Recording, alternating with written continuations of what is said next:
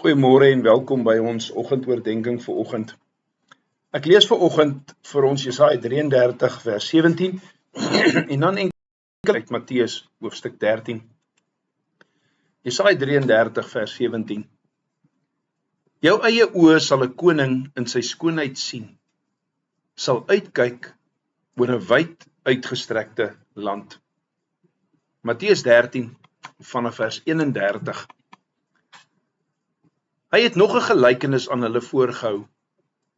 Die koninkryk van die hemele is soos 'n mosterdsaadjie wat iemand geneem en in sy tuin geplant het.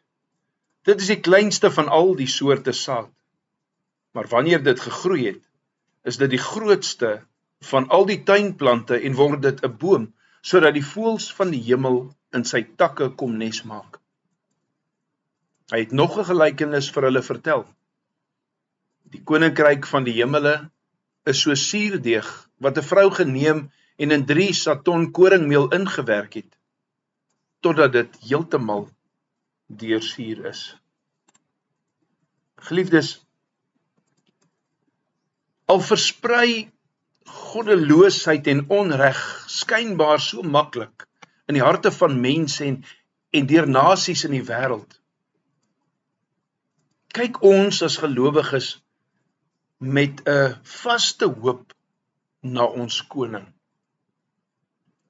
Ja, sy koninkryk mag vir die wêreld swak en klein lyk, net soos die wêreld met minagting na Jesus gekyk het in plaas van 'n aanbidding na hom te kom. Maar Christus se krag en Christus se grootheid is nie van hierdie wêreld nie. Judas sou terugkeer na die beloofde land. Hulle sou die beloofde land sien. En dit sou vir hulle 'n voorsmaakie van die ewige vervulling van hierdie belofte wees. En hierdie belofte hier is in teenstelling met die verwoesting wat die land ervaar. Toe die land deur Assirië beleer is, was dit klein en beperk en smal en verlate. En toe God sy volk in die beloofde land herstel het die land weer ver uitgestrek en was dit weer vrugbaar. Weet jy, ons sien dalk uit na die vervulling van hierdie beloftes. Die beloftes van daardie dag wanneer Christus weer sal kom en ons vir altyd by hom sal wees. Maar ons kyk nie net na 'n toekoms eendag, sonder om die groei van Christus se koninkryk vandag in ag te neem nie. 'n Koninkryk het mense nodig. Ek sê weer, 'n koninkryk het mense nodig en Christus regeer reeds in harte as koning. Hy voer ook sy heerskappy uit deur al sy dienaars, ja selfs konings en presidente en eerste ministers en nasies, selfs hulle wat hom nie eens ken nie, deur hulle voer hy sy koningskap uit. Kom ons wees bly dat jy en ek deur Christus se woord en sy gees regeer word. Ja, wanneer sy kerk sterk is en groei, maar ook wanneer die duiwel se werk en elke mag wat teen Christus in opstand kom, vernietig word.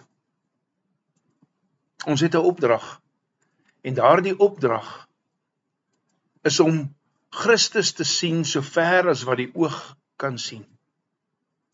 Sy grootheid, sy koningskap, sy koninkryk, en dat ons binne dit sal werk.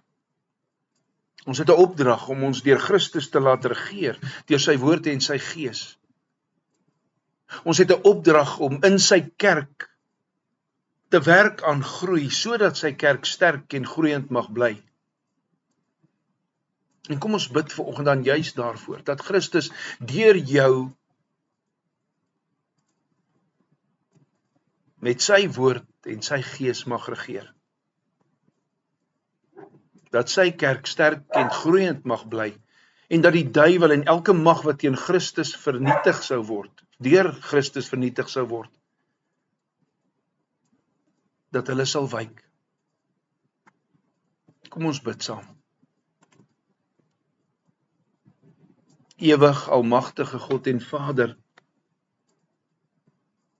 wat 'n voorreg, Here Jesus, om te weet dat U koninkryk reeds hier is. Maar ook die voorreg om te weet dat U koninkryk mense nodig het. En dat U vir U 'n volk bymekaar gemaak het, uitgekies het. Here, vanoggend bid ek dat U my deur U woord en gees mag regeer. Dat U U kerk sterk en groeiend mag hou. En dat die duiwel en elke mag teen U vernietig sou word, totdat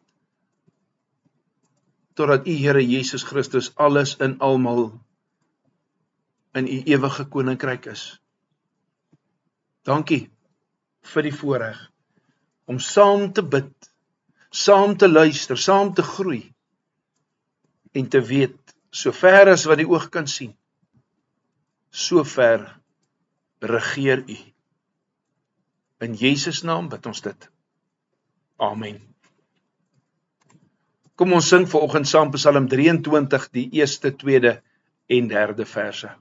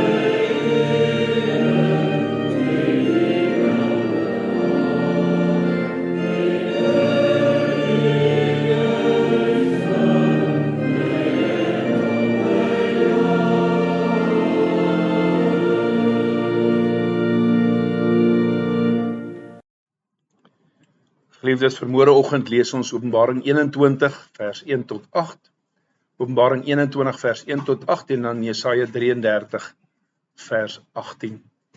Aan elkeen van julle geseënde dag, tot 6:00 môreoggend. Totsiens.